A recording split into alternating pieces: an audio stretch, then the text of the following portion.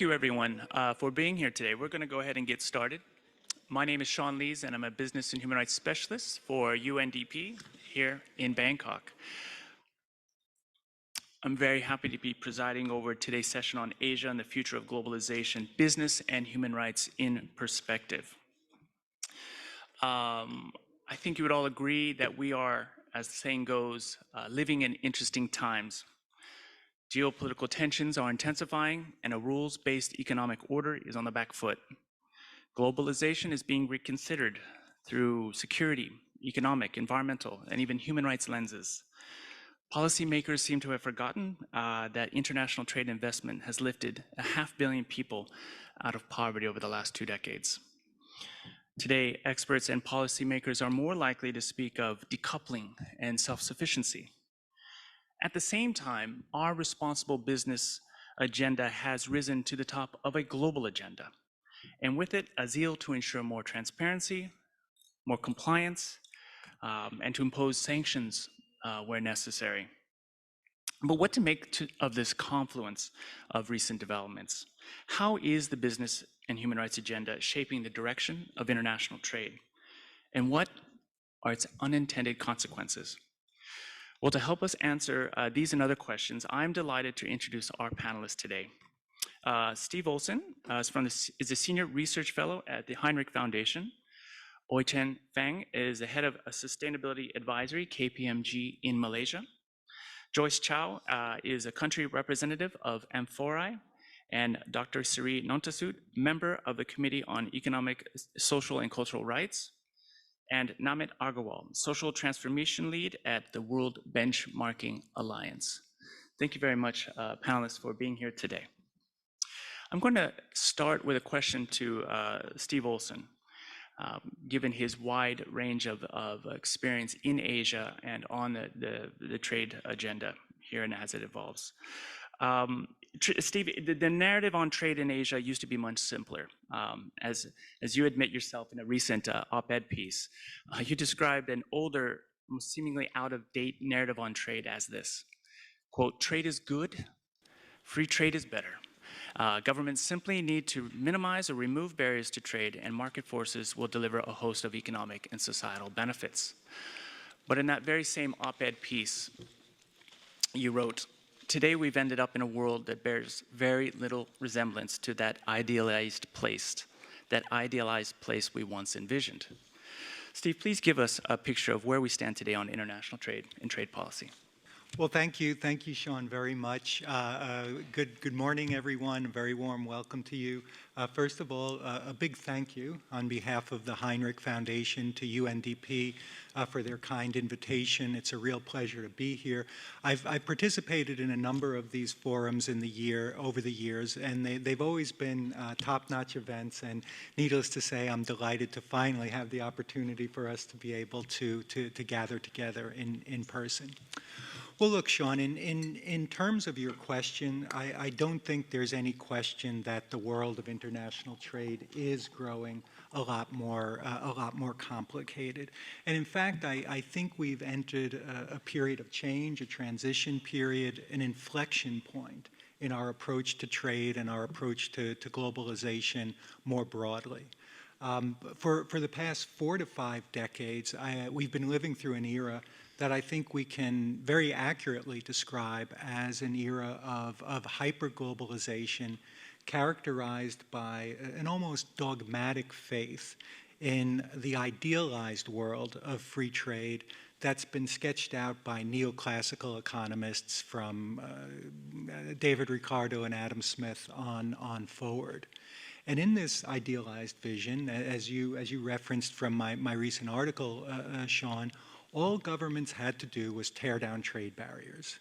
And then a whole host of societal and economic benefits would accrue organically, almost automatically. Today, I feel like we're living in a very different world. There continues to be a recognition of the benefits, or at least the potential benefits, that can flow from international trade. But there's also a recognition that this unvarnished pursuit of free trade has also brought with it some unintended and some unwanted side effects. And so there's a growing recognition, I believe, and that I've been observing and living through, that business, government, civil society groups have to become much more proactive in helping to ensure that we get the social, the economic, and the environmental outcomes we want from trade. They just don't happen automatically. Now, how did we get to this new world? How did we get to this new era in globalization that I believe we're entering in? Well, I have to say, I'm reminded of the Ernest Hemingway novel, The Sun Also Rises, in which an American expat who recently went bankrupt is drinking in a bar. And one of his friends says to him, "Oh, I heard you went bankrupt. That's terrible. How did it happen?"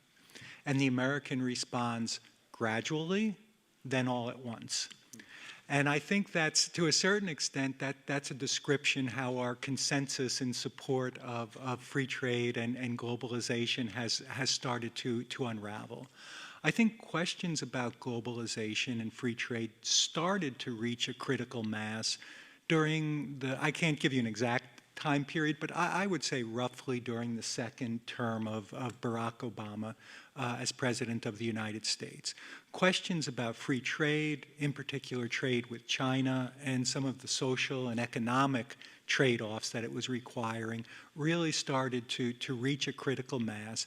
And then, in very rapid succession, we absorbed three very significant systemic shocks, which helped to accelerate this whole process. The first one I would point to has got to be the election of Donald Trump as President of the United States. The most blatantly protectionist president we've had in the U.S. in more than 90 years, someone who took a sledgehammer to all of the traditional institutions of globalization and planted the seeds in the minds of people around the world. Hey, you know what? Maybe this globalization stuff isn't inevitable. Maybe we actually can move backwards because it appears the United States is moving backwards. The second systemic shock that then came quickly on the heels before we even got through the Trump administration, of course, was the coronavirus pandemic. And from my point of view, the coronavirus pandemic reminded us that we'd gotten a little bit complacent, to be honest. We'd gotten a little bit complacent. We forgot that in addition to the benefits that can be derived from international trade, that guess what? International trade, in particular across extended global supply chains, can also bring risk and vulnerability. And then before we even got through the pandemic, we're still here gathered together wearing our masks and spraying our hands with sanitizer. Before we even got through the pandemic, we then absorbed and are continuing to absorb the third systemic shock, which is Russia's invasion of Ukraine. And the war in Ukraine has painfully demonstrated to us that economic interdependence, global trade can actually be weaponized against us. And these are things that have traditionally been really the heart and soul of globalization that we thought were immensely beneficial. And now we're learning that these can actually be used as a club and as a weapon against us. So all of these things cumulatively have led us, in my judgment, to a period where people are starting to say, well, look, are we entering a period of deglobalization? Or as the Economist magazine would call it, slowbalization. To be honest, I don't know. I don't know. Personally, I'm not comfortable with terms like slowbalization. I think they're a little bit too cute, and I think they're a little bit too trite to adequately describe what are really very, very complicated situations. But here's what I would say with a very high degree of confidence. We are entering into a period in which we are recalibrating our approach to free trade, our approach to globalization, and we're moving into an era where there's a much greater recognition that business, that government, that civil society will have to work much more proactively to ensure the economic, social, and environmental outcomes that we want from trade. Thank you, Steve, for those astute comments and the historic view, a reference to the three systemic shocks, which none of us saw coming, did we? We didn't see Trump coming. We didn't see COVID coming. We certainly didn't see Ukraine coming. And yet here we are, gradually and then all at once. Steve, a real quick question, and just ask you to answer it as quickly as I ask it. You said a consensus on international trade has unraveled, but should, I'm not saying is, but should a new consensus emerge where trade policy is there to act in furtherance of environmental protections and or human rights realization? Should it be used? And what are the trade-offs of that approach, if any? I'll answer just briefly, Sean. On the surface, I think this would appear to be a positive development. We're paying a lot more attention to the social, environmental, and economic outcomes of our trading relationship. And so for people who are concerned about things like that, and I'm guessing it's the vast majority of the people in this room, that's a very positive development. I'm not so sure.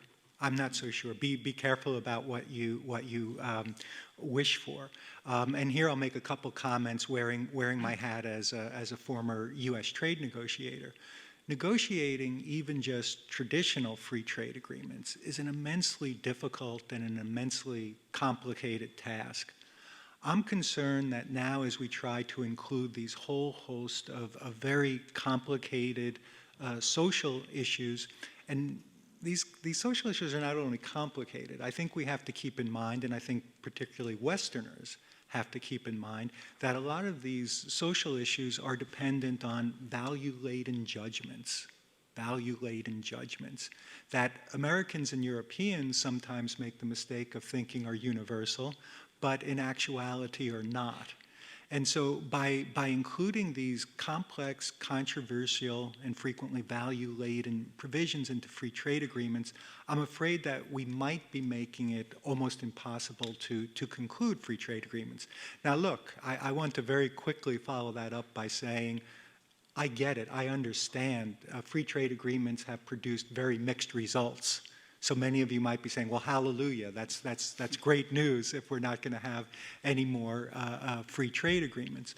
But keep in mind, irrespective of the shortcomings that all of us can abundantly point to, let's not lose sight of the fact that we would be very hard-pressed to identify any other factor in the past 75 years, in the entire post-World War II era, that has more prominently driven economic development, rising standards of living, employment, and a whole host of benefits, more so than our move towards trade. And in fact, you know, let's also be honest, the single most remarkable economic development story we have in recorded human history is the rise of China. And that was really fueled by a trade agreement, China's accession agreement to the World Trade Organization. So understanding and bearing in mind some of the drawbacks of these free trade agreements, I am concerned, keep in mind the benefits, and I am concerned that we might be making it more difficult to successfully conclude these agreements in the future. The other comment I'll make, again, wearing my hat as a trade negotiator, and here I'll just be brutally honest. I've got very serious reservations about the extent to which any of this stuff is going to be enforceable. So, okay, we do include these provisions in free trade agreements. I think it's ridiculous to think that an international trade bureaucrat sitting in Washington, D.C. or Brussels is really going to understand what's taking place in the countryside of Vietnam with regard to a labor union election. Okay, so we run the risk that we end up with, you know, these agreements that might say a lot of nice things on paper, but really don't change the substantive reality on the ground because they're unenforceable. In which case, the whole exercise becomes an exercise in virtue signaling rather than any meaningful change. And is that something that's productive? So look, from a personal point of view, I'm pleased to see this increased focus in international trade on some of these social and environmental outcomes. I'm personally pleased to see it. My advice is proceed with caution, and please remember something, which is hard for me to admit as a former trade negotiator, but please remember, not every problem in the world can be solved by a free trade agreement. Powerful stuff, Steve. Thank you for those remarks. And I know that Joyce will be able to add further to this line of our conversation. Joyce, you represent Amphori in Asia-Pacific region, where, of course, we find many sourcing companies. But many of your buyers are actually from largely developed economies. What are your members telling you? What is the message they are receiving from their business partners in Asia regarding new compliance, enhanced transparency measures, and so on and so on? Thank you, Sean. Good morning, ladies and gentlemen. It's my pleasure to represent Amphori, to present here since 3 years ago in the same venue. We talk about gender lens, and we just signed the declaration to commit to gender equality.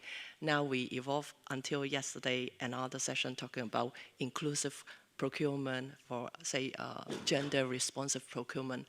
Things are getting more sophisticated, Sean. So even the establishment of Amphori since 1977, over 4 decades, we have been committed to drive sustainable, open free trade, but sustainable and responsible supply chain. So now, currently, we represent 2,400 member companies who are buyers, brands, retailers, and trading companies from over 40 countries. Many of those originated is from EU member states. However, since 2011, we have members coming from all over the world. So when we talk about, say, human rights due diligence, and also different kind of impact studies, tools developed, how to get continuous improvements in our supply chain and trade, is getting more and more complicated. So our role in Asia Pacific is important because our members' top sourcing countries, top 10, are all in Asia. And the top 5 is China, Bangladesh, India, Turkey, Vietnam. And the rest are mostly in ASEAN countries. And those, for example, Pakistan is not ASEAN, but it's also our top 10. That explains how important the topic we are talking about today, globalization, bring us together. Without Asia, and actually we may not be able to enjoy the luxury and the low-cost goods for many years. However, everything has a cost. So the conversation and the expectation from our members have been evolving in the past 2 decades. So with or without laws or rules and regulations and guidelines, many good performers, business players have been establishing their code of conduct to monitor human rights due diligence or environmental performance for many years. With the rules and regulations in place, we do appreciate the efforts from the government driving that happen. But even with the rules and regulations in place doesn't mean 100% things could be perfect. So our conversation and engagement of members recently have both 2 sides, yeah? On the one hand, positively, when we see, for example, European Union have introduced the corporate sustainability due diligence directive. And we see mushrooming of laws evolving from different countries, like Germany have Supply Chain Act, and Norway have Transparency Act. In Asia Pacific, we do have country called Australia, also have Modern Slavery Act. So there are all things happening, and how can business cope with those challenges? So the good side is people see now from voluntary, now become legal liability. Yeah, so human rights due diligence is not something nice to have anymore for business. It's something back to basic. We should be reminded. However, sometimes the good things can also cause pressure. Pressure in the ways that the laws or regulations doesn't tell us solutions. We need to invest more resources in rules and regulations in terms of supporting business or individuals' talents to grow so that we can build a better, global village together. What I would like to emphasize here, the proliferations of standards like social standards, like a different initiative like BSCI has been always criticized by business that, oh yeah, I just provide you 10,000 pens and you are asking me so many requirements for minimum wages and everything. And people become distracted, yeah? So I think we need to articulate the reasoning of why we're doing it better. We have seen the very good output about the roadmap for the next decade of business and human rights deliver after the 2021 UN Forum. I think that provides a very good framework for us to work together to address that evolution of complexity of rules and regulations. Sometimes, I do not want to use the word, but sometimes when we hear from business, it becomes proliferations of laws and regulations and people are distracted. Many of the time we spend on interpretation of the law instead of building our self-capability to improve. So to conclude my answer to you, Sean, I would like to see, hopefully through our communication today, we can see those rules and regulations or framework driven by government. I'm so glad to see Japanese government is also taking the lead now. Please don't do it country by country. I think it's counterproductive. I would like to see cluster to cluster. Like European Union are always taking the lead. However, we should not be too humble. ASEAN is also taking the lead in many ways. Say if in the past, say since 2007, we see ASEAN has already produced 2 instruments to establish regional framework for, say, cooperation on labor migrants. Between 2010 and 2019, ASEAN actually has issued guidance to member states about 162 recommendations for migrant works policy.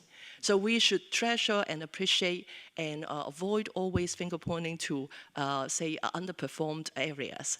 That's something I would like to advocate.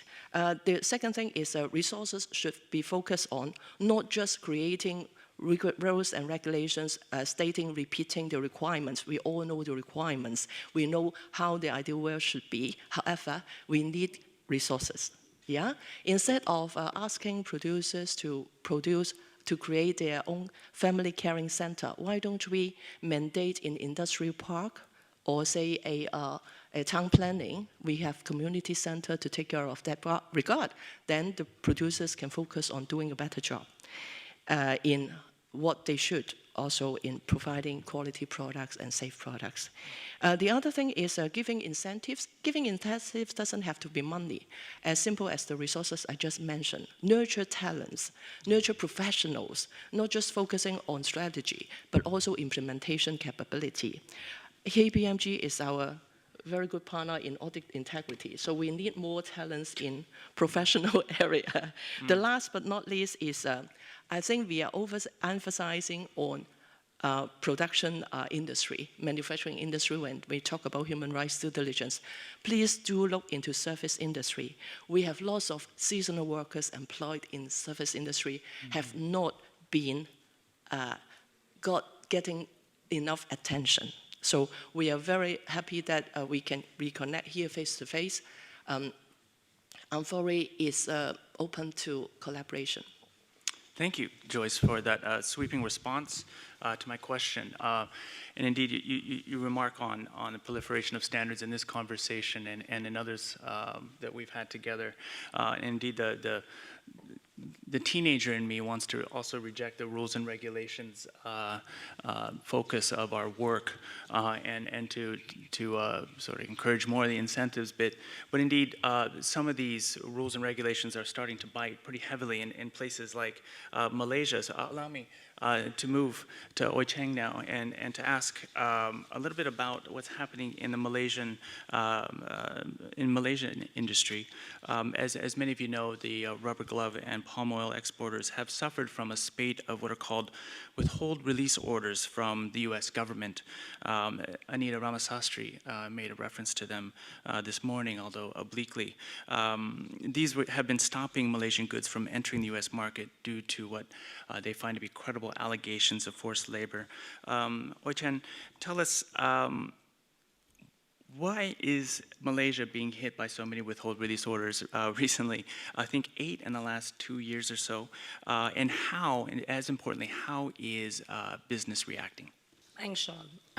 Good morning, everybody. I'm Oi Cheng from KPMG, and I thank the UN and Sean for inviting and giving me this opportunity to talk about what's happening in Malaysia. It's a very good question, Sean, with regards to why is this happening in Malaysia. I think if we were to trace it back as to how the WRO withholding release orders from the Customs and Borders Protection of the US Homeland Department, State Department, we see this happening as COVID hit in Malaysia, and we had very alarming situations where the migrant workers were reported to be not particularly well housed and had been exposed with regards to COVID. And from there, it led on to international reports. Well, basically the international forum picked up with regards to what's happening here, and but then in acknowledgement, even before the COVID condition, COVID-19 hit globally, Malaysia has already been receiving negative reports with regards to how our migrant workers were being handled, and a lot of it were coming from activist reports, which, I mean, fair enough. I mean, if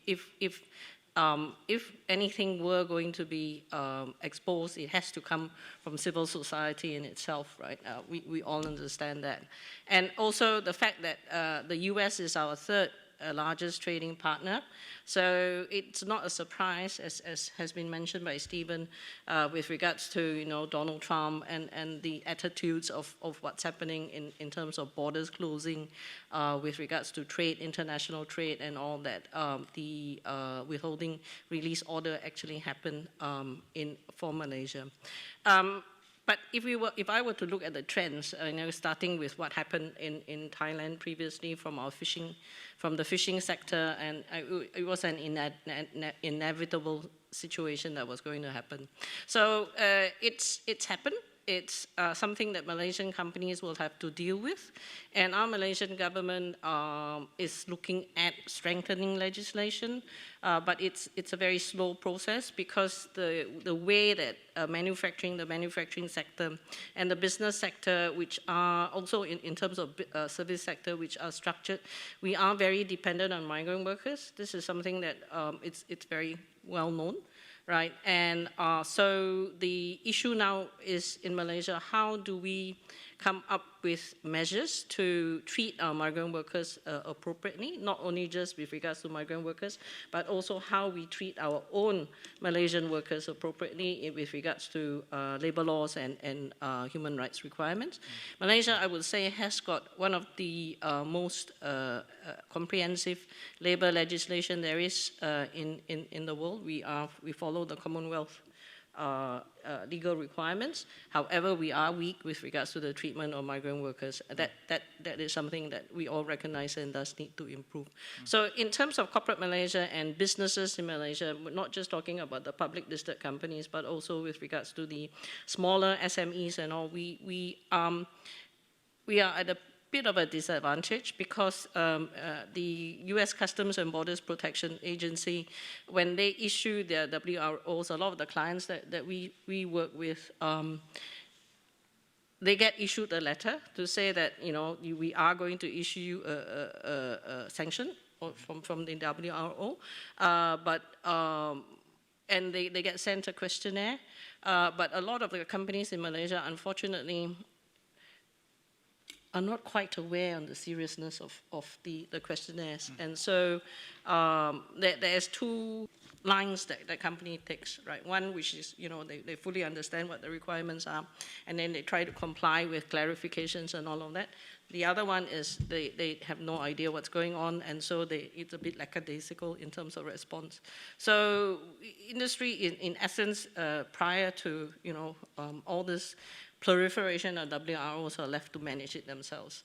So they're trying to figure a way out of this. So it's something that for us in Malaysia that we seek, like so along the lines of what the Japanese government has done, legislation, structures, and as well as guidance documents. And I totally agree with Joyce that there are too many guidance documents, that it gets confusing. And I'm not, as Joyce said, we are not talking about, this guidance documents on a country basis, but more on an international, along the lines of, let's say, the Global Reporting Initiative, which can be applied to all sectors and also applied to all countries.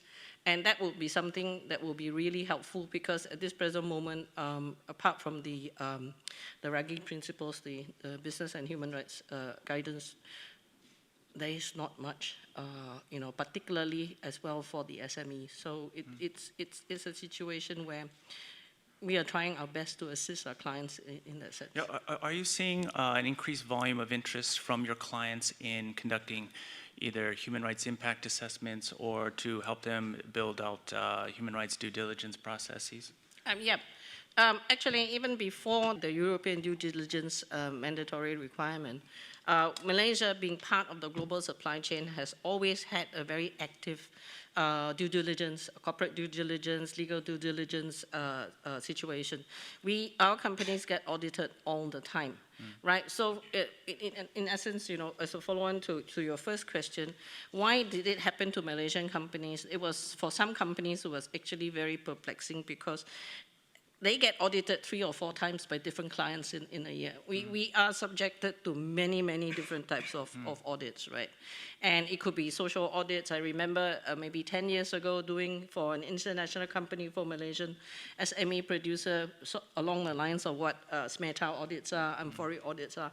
And it is perplexing in that sense. So we get a lot of this. We do a lot of this. And over the last year or so, we see that there are increasingly now different sectors looking at implementing, trying to understand where the human rights risks are, trying to understand their risks and to the community, and trying to implement remediation measures to improve and to reduce their exposures with regards to these risks, and also to allay customer concerns. And a lot of it is actually driven by their consumers, by their customers. And it's something that we see there's been an uptick in terms of activities, but most of this, unfortunately, I must qualify, I have to say it does come primarily from the bigger companies, the bigger corporations, whereas the smaller corporations are still very much in a situation where they're waiting for the government to do something, or for other other agencies to issue a directive. Yeah. Thank you very much for those comments, Oi Chen.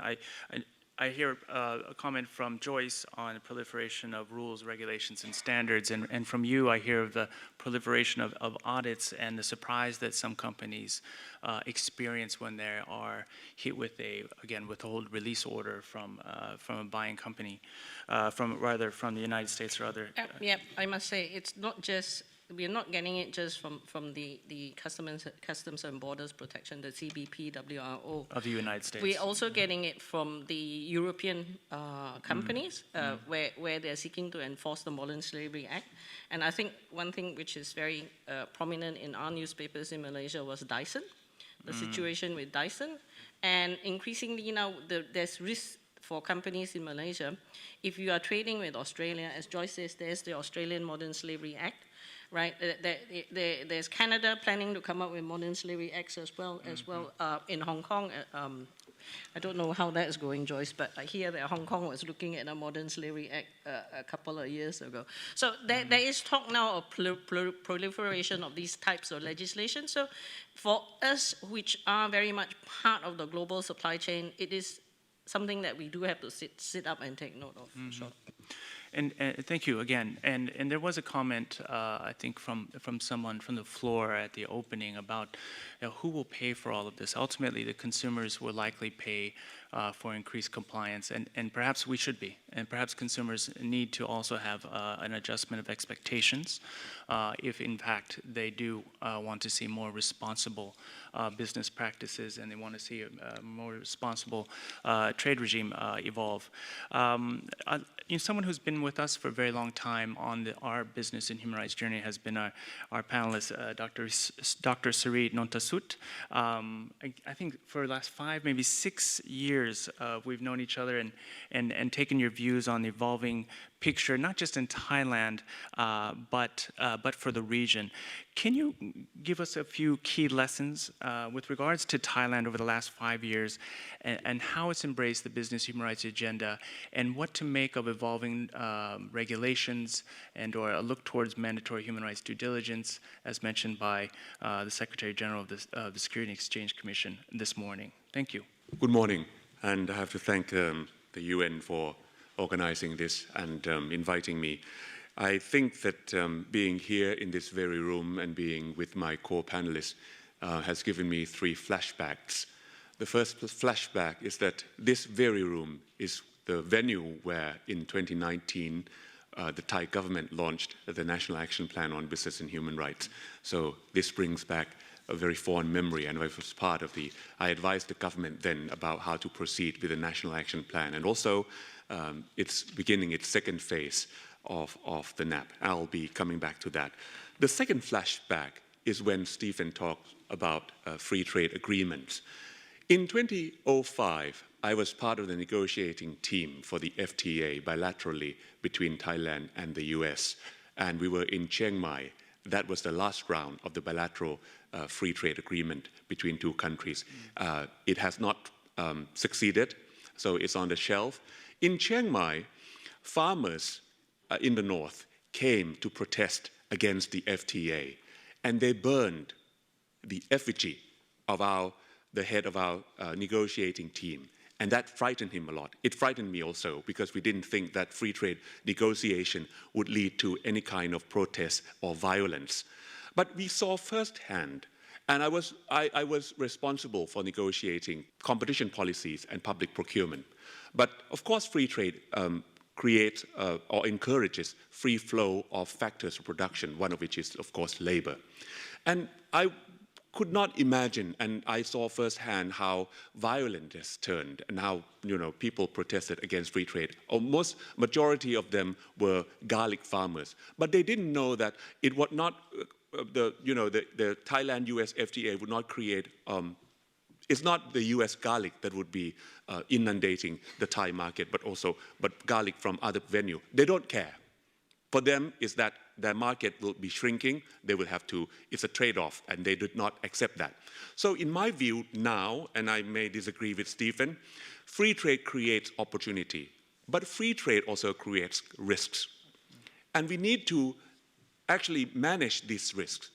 And when Stephen talks, of course, we understand that we need, for free trade negotiators, they tend to decouple, the free trade on one hand and the risk on the other hand, and they tend, I included back in 2005, externalizing these risks to other people, like the Ministry of Environment, Ministry of Public Welfare should handle these risks later on when free trade occurs.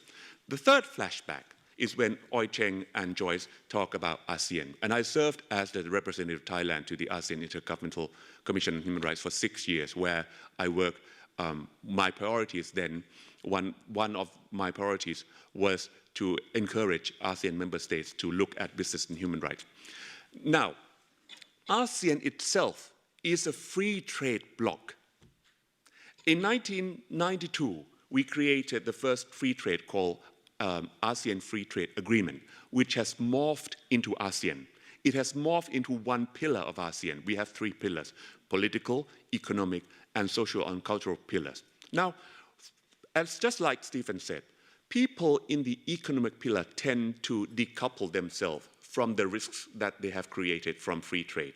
So to them, it's the liability or responsibility of the other pillars.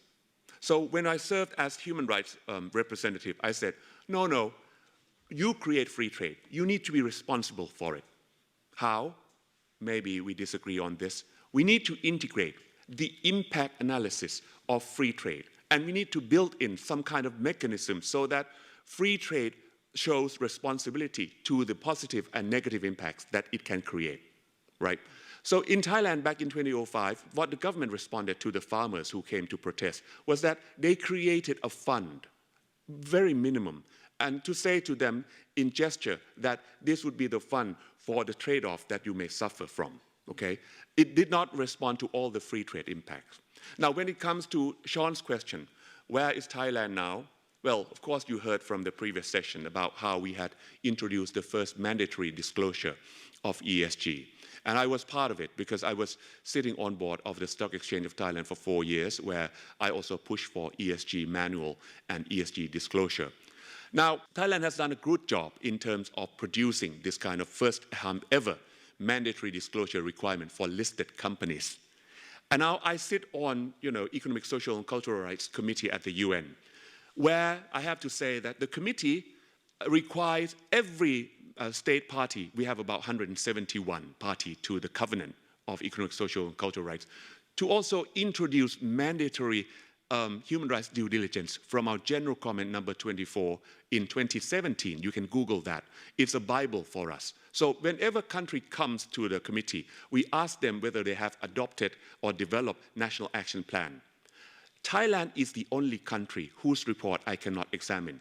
But let's imagine if I can examine the state report of Thailand, what I would ask Thailand, and this would respond to Sean. Number one, I would congratulate Thailand on the introduction of mandatory disclosure requirement. But we also ask Thailand what next you can do, what more you can do. Number one, what's the quality of the report? How can you make sure that companies don't ESG washing themselves? So assessment and evaluation and auditing now is the next step.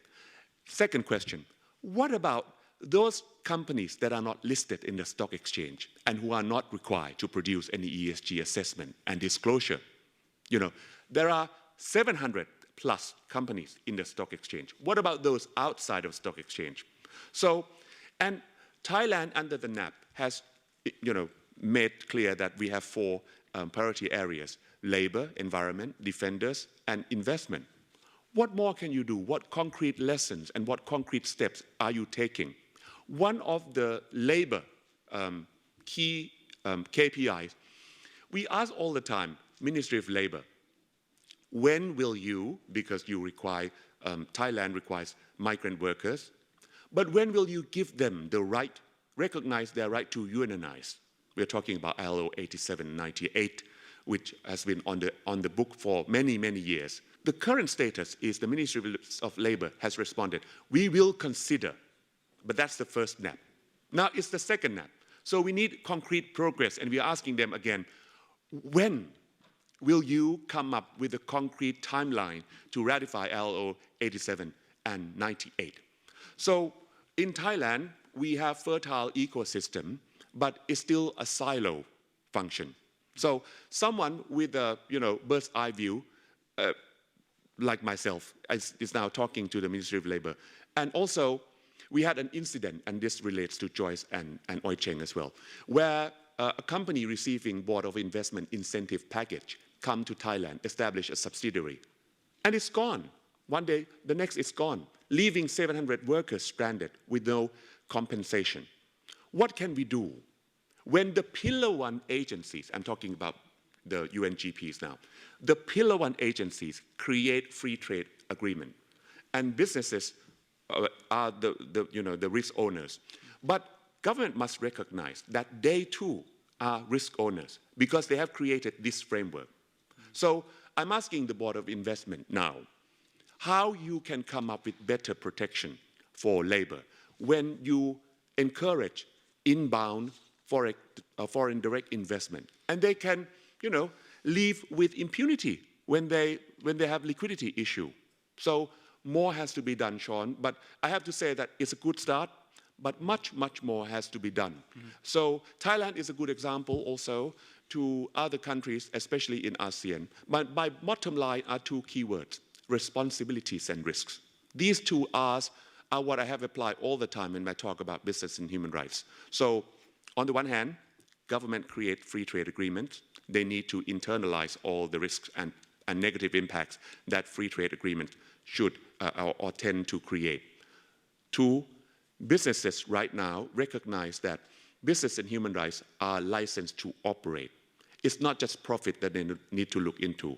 Yesterday at the Swiss embassy, someone talks about business case for business and human rights, which to me tend to be very outdated, because I think that the line of conversation right now should not be about business choice and business charity, but must be toward business responsibility and BHR as business as usual. I would end my intervention here for the moment. Thank you, John. Thank you, Dr. Suri. More powerful interventions indeed. I just have one more question of you, though. Please make your answer as briefly as possible. You said that we need to ask more of Thailand. We need to push. We should expect more. We should push more. We should ask more on mandatory disclosures. You said let's avoid greenwashing. So there should be stronger auditing of companies putting themselves out as members of an ESG asset class. You said we should include unlisted companies in some of the regulations that are emerging. But in this economic context, should we be expecting more, or should we actually be expecting a slowing down of the business and human rights agenda in either Thailand or Southeast Asia? Well, I would give you a scenario. I was in Phuket the other day, and Phuket is vying to be a host of Expo 2028. Phuket is more than ready in terms of physical facilities. But we are warning Phuket that it is lacking ESG infrastructure. It has plenty of resources to build physical infrastructure. But what about ESG infrastructure? Because alas, most companies in Phuket, most hotels in Phuket are not listed in the stock exchange, and they're not required to produce sustainability report or ESG mandatory disclosure. So if I imagine myself as an Expo committee member, I would ask Phuket, what kind of impact assessment and what kind of mitigation and prevention of risks associated with hospitality receiving more than 1 million tourists coming to Expo can you receive? Have you planned for? That's the example of Thailand now. And I use Phuket as a microcosm for other provinces and for other sectors as well, because Phuket, 80% of Phuket economy relies on hospitality. At one point during COVID, Phuket fell off the poverty line. Can you imagine that? Province like Phuket. So it's not a question of whether we should take a downturn on ESG. It's the right time. We must do it all the time. That's my message, because ESG infrastructure must be there alongside, profitability. Thank you. Thank you very much for that. Now let's stick to this line of questioning on the economy and how economic developments and big shifts that we've seen between regions globally might be impacting, slowing, or accelerating, or just changing the nature of our approach on business and human rights. It's feeling more like a supplier's market now. The suppliers, especially those with scarce commodities, have the buyers in the corner. And in some respects, that's a good thing. We also have these labor shortages, of course, which are throwing a wrench in the system. But if there is a shift from buyers to suppliers, if that's fair, and indeed in some countries more than others, is it a good thing? Some would say it is a good thing, because anytime you have a balancing of power, there's less exploitation, right? And one is not calling the shot without the other having a say. But I'd like to know whether you've seen in your role working for World Benchmarking Alliance some trade-offs, some other considerations, some other consequences to that shift. Thanks, Sean and UNDP for having me here. And very, very interesting question, particularly in the current context. But I would start with saying that it's a myth when it comes to issues like human rights. Both the buyer market and a supplier market are extremes of a continuum, and both are bad when it comes to people, when it comes to communities. a supplier market doesn't necessarily mean that it will be fairer, more inclusive, or more sustainable. It just means that there is a difference in terms of who's calling the shot and who's dominating the negotiations. And I think the narrative is definitely of bringing in more balance between the so-called global north and the so-called global south. But it's also important to look beyond these narratives. Because the power imbalance necessarily is not between the people who are negotiating from the global south and the global north, but like we heard, the voices of the people who can be affected, who are being impacted, whether those voices are being heard or not. So when we are talking about these shifts of bargaining power between the north and the south, it's important to see who within the global south or who within the global north are part of those negotiations. Do we have communities? Do we have workers and their representatives who can potentially be impacted by these? Are their voices and choices respected in those conversations? I think that becomes the fundamental part when we're talking about shifting the power imbalance. Because this change from a buyer's to a supplier's market doesn't necessarily change a lot for people on ground. They would still have the same impact. Their issues will not move away. So how do we make sure that some of those dynamics become part of the thinking, the design, and also the negotiation of some of these conversations? And in fact, in some cases, it also becomes worse because the accountability standards, the level of transparency, the ability of institutions, especially civil society, to question the governments, to question investors, to question companies in the so-called global north is sometimes higher. And when these are companies in the global south, because of a lack of transparency, the accountability becomes weaker in many cases. So I think that becomes quite a big challenge.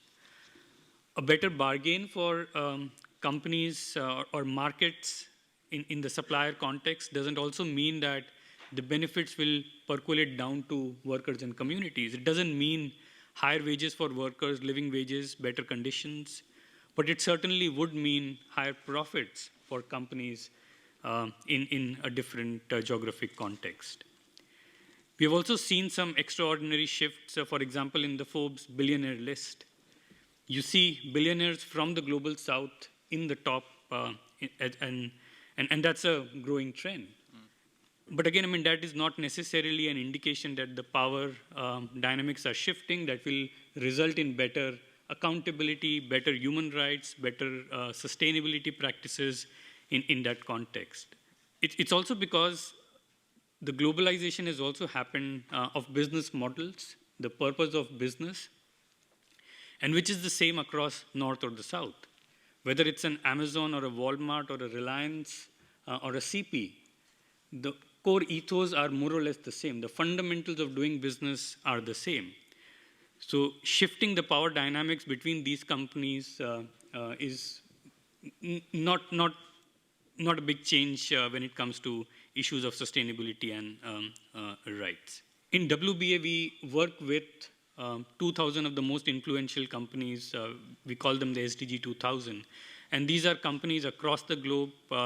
Most of them are listed, but some of them are also not listed. Some of these are state-owned companies as well. And what we have seen, we published an assessment, a baseline assessment, assessing the top 1,000 from our list of 2,000 on the core social fundamentals. And these fundamentals are ILO standards, UN standards that have been there for decades. And we saw that almost all the companies scored miserably on this baseline.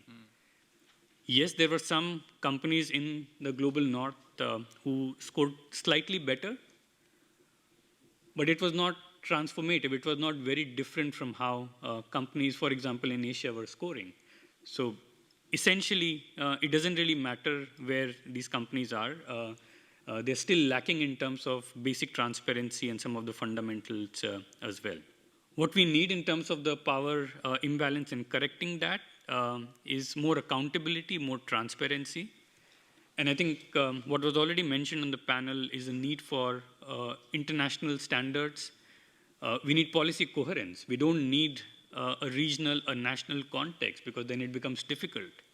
when companies can compete on all the other factors at the global level, they don't need a regional or a national context when it comes to product quality, product design. Why on sustainability and human rights? So therefore, having more collaboration and cooperation and having international standards and policy coherence becomes most important. We also need shifts on the purpose of business. Some of these changes, some of the things that come out of this business and human rights due diligence will need shifts in how businesses are designed, businesses are implemented. For example, if you look at fast fashion, by design, fast fashion is going to have exploitations in the supply chains. Until and unless we change the concept, change the fundamentals of the business processes, we will not be able to address a lot of these issues. We also published something called the Corporate Human Rights Benchmark, and we will be releasing the next update in November this year. And one of the new indicators that we have brought in the new methodology is looking at how companies are looking at risks emerging from business models. What are the board level conversations? What are the board level commitments on shifting strategies and business models?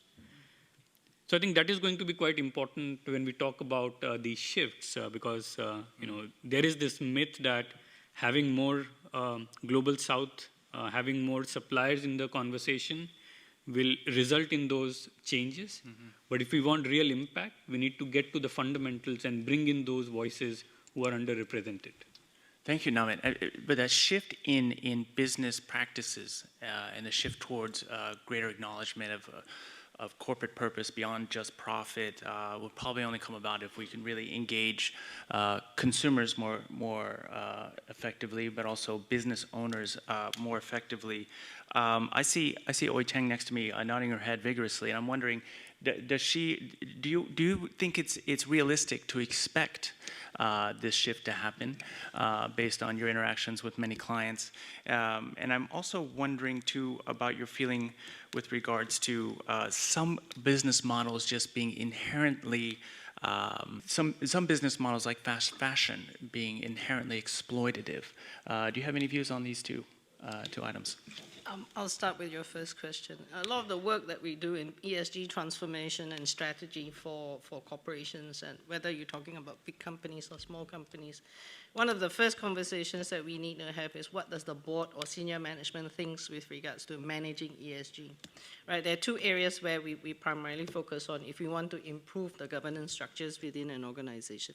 The environmental side, which is on climate change specifically, and the other one, which is on the social impact. And obviously, climate change and social impact, there is great interactivity and great interdependence as well.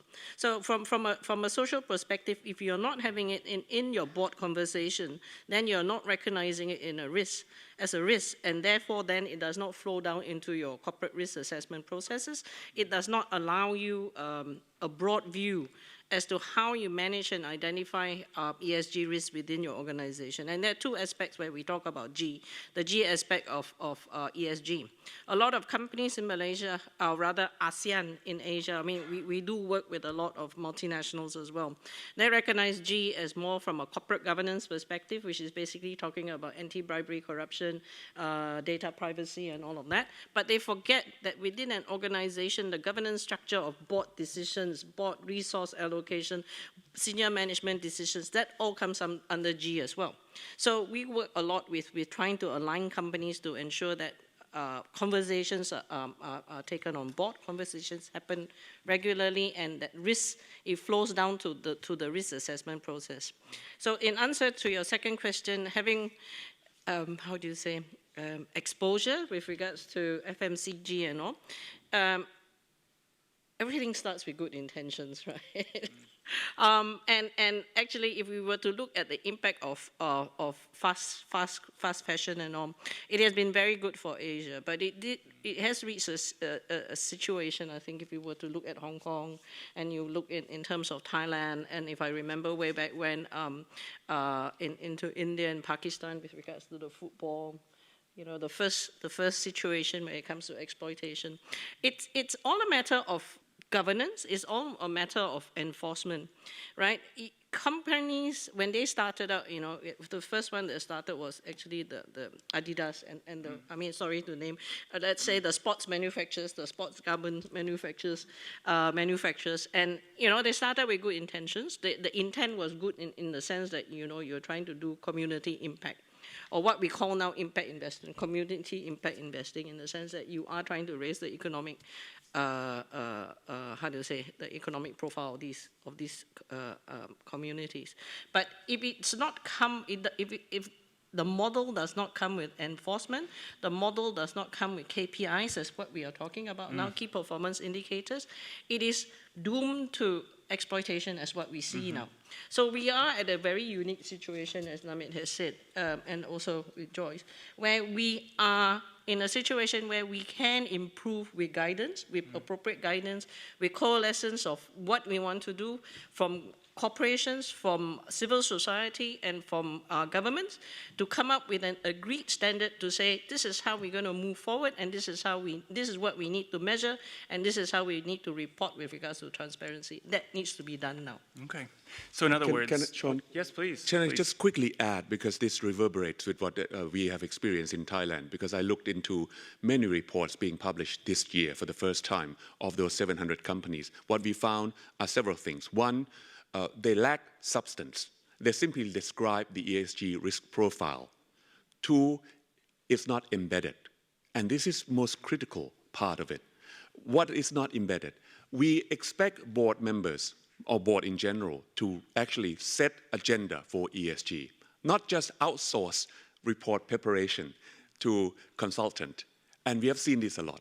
And secondly, and this is most important to me, setting KPIs on ESG is critical.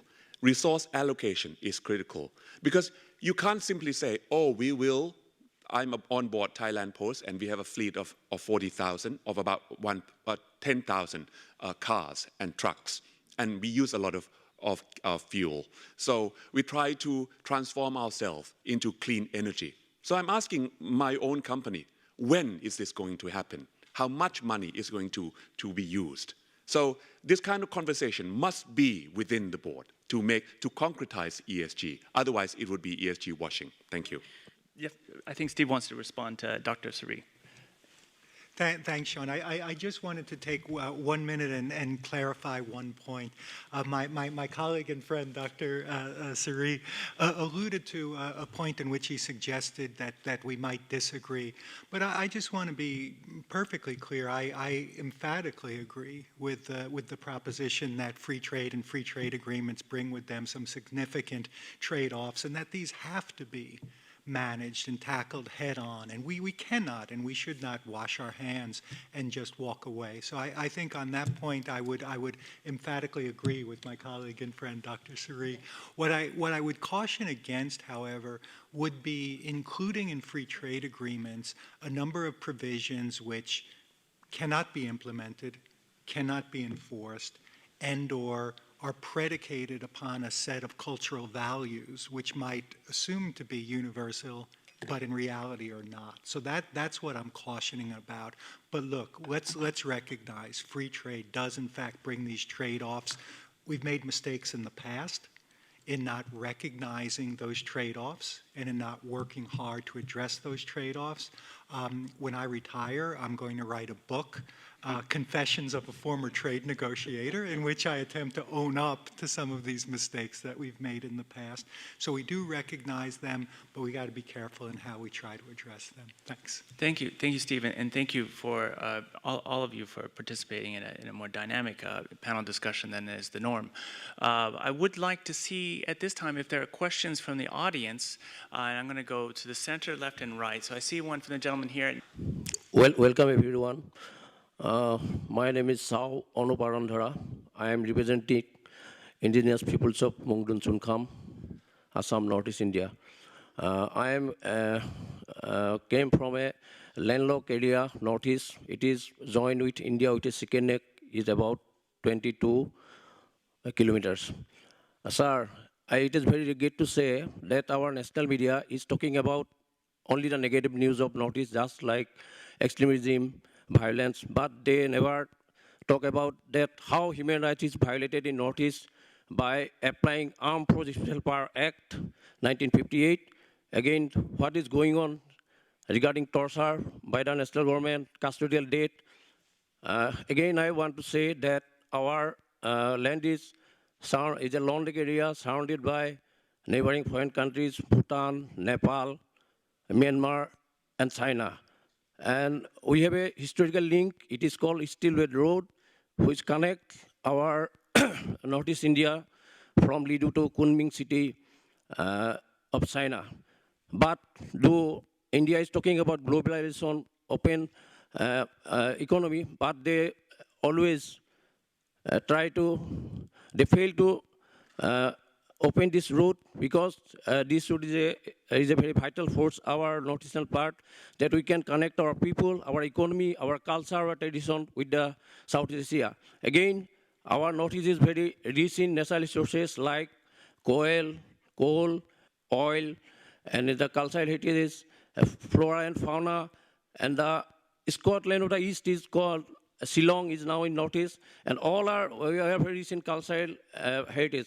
But if India talking about, you are talking about the globalization and talking about the human rights with due diligence, FPIC, but it is not applied still in Assam. You are talking about the guiding principles of business and human rights. It was not still implemented in Assam. So, and we need to do that. We need to be applying. I request the members to please visit our Northeast and talk and reveal what is going in Northeast. Thank you, sir. Thank you, thank you. Thank you very much for your statement. Again, we want a question. Do you have a question, ma'am? I would just like to start off, the need for a human rights-based approach in business may be a matter of regulatory, additional paperwork, additional bureaucracy for businesses, but for communities, I'm with the Right Energy Partnership with indigenous peoples. I'm coming from the communities who are affected by development projects. For communities, this is a matter of life. This is a matter of survival. Now, the adoption of these regulatory frameworks or human rights-based frameworks is not because it wants to add burden, but the cost is greater, not only for companies, but for people and the environment. The proper implementation of this one is very important. As you see in the case of Northeast India, they've still been reporting violations. Now, there's a need at the regional and at the global level to also strengthen accountability mechanisms. We have access to remedy, but communities are very much wanting for an effective and an accessible grievance mechanism, whether it be at the regional level. It can happen that regional human rights mechanisms can respond to business cases.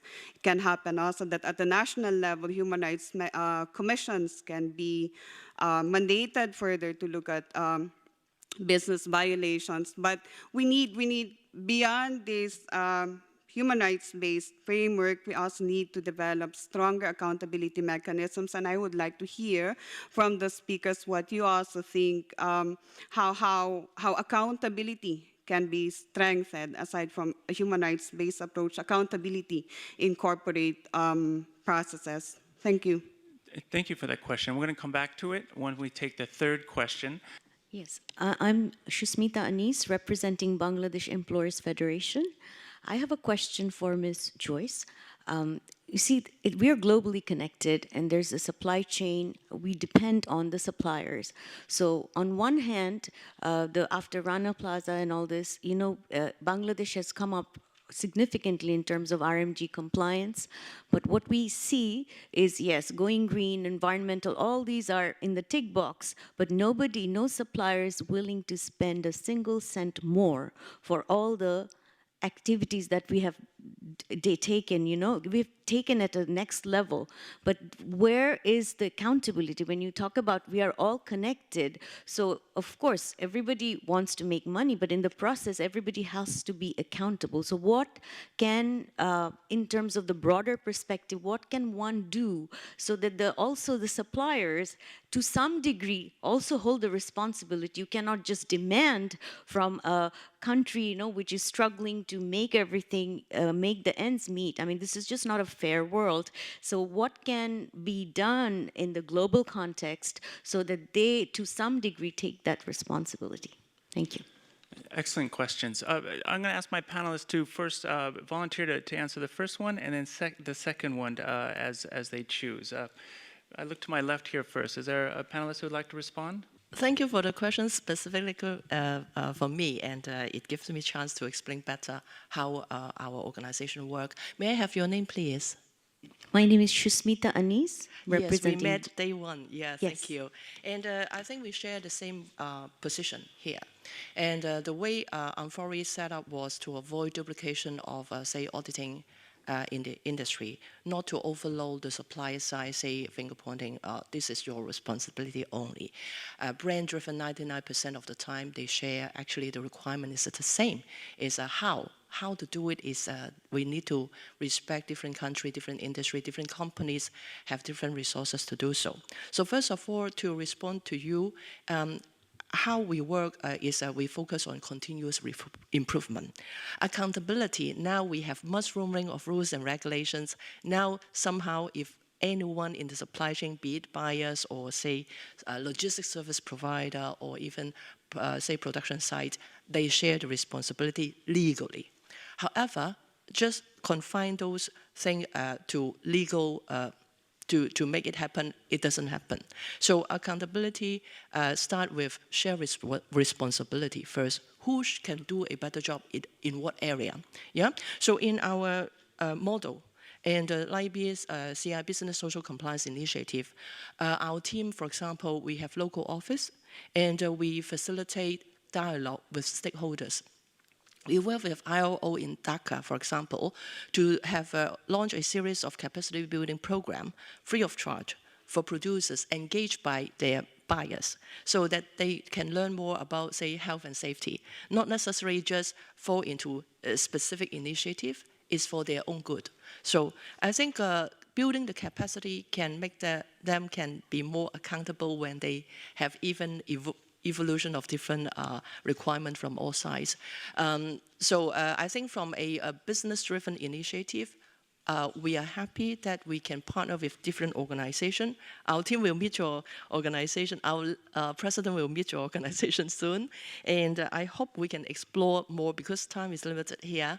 But I just want to articulate here, accountability starts with responsibility and sharing, not just say, but who can do a better job at what area? This is the matter of science, arts, and also has some cultural element blended into that. So we are happy that we can explore more in this area of the dialogue. I don't want to take too much time because other speakers may have responses. Indeed, and I'm going to just look for one response. Dr. Sari, thank you. Can I respond to the first question? We always live in a less than ideal world. We often talk in the UN system about encouraging state parties or member states to create national human rights institution. In ASEAN, there are 5 of them. What about the other 5 that has not set up a national human rights institution? Even if all of them have set up national human rights institution, which are independent according to Paris Principle, there will be a gap at the regional level because, you know, ASEAN creates regional issues. And these regional issues cannot be handled effectively by any NHRI in a domestic level. So ASEAN has to take responsibility and look at its own regional negative impact that it has created from, you know, Pillar 1 perspective, from its own free trade agreement. Now, our friend from Bangladesh, my response is, I have seen good examples here in Thailand where companies recognize that they need migrant workers. So they forego recruitment agency. They go directly to, for example, Cambodia. And we have seen good example of upskilling, reskilling workers inside the country. Even the Minister of Labor of Cambodia came to Thailand to visit that particular company because whole village is so impressed by the treatment of their people by this company that they would like to work for this company. So the company goes directly to Cambodia to set up reskilling, upskilling program of work. And this is one of the good examples that we have seen in Thailand. Also, you know, another fishery company, Can Tuna, also forego recruitment agency and goes directly to Myanmar to set up their own recruitment. That's another good example. Yeah, I've heard of many of those kinds of examples popping up here and there as well. Government, rather businesses, large businesses going around recruitment agencies themselves. I'm afraid we're out of time. We're 5 minutes over, in fact, already. Allow me, if you'll forgive me, fellow panelists, to just wrap up with this very short comment. When I think about what we talked about today, less the subject of Asia and the future of globalization, and more about shifts in attitudes, towards trade, and whether trade should be strictly about the economics and fundamentals thereof, and more about values, including environmental protection and human rights values, and also about corporate purpose, and what is lost and what is gained by more regulations or less regulations, and also shifts in power dynamics between global north and global south, and whether it's actually going to make a difference without more. With that, I'd like to close this session and thank all of you for a very productive and fruitful conversation. Thank you.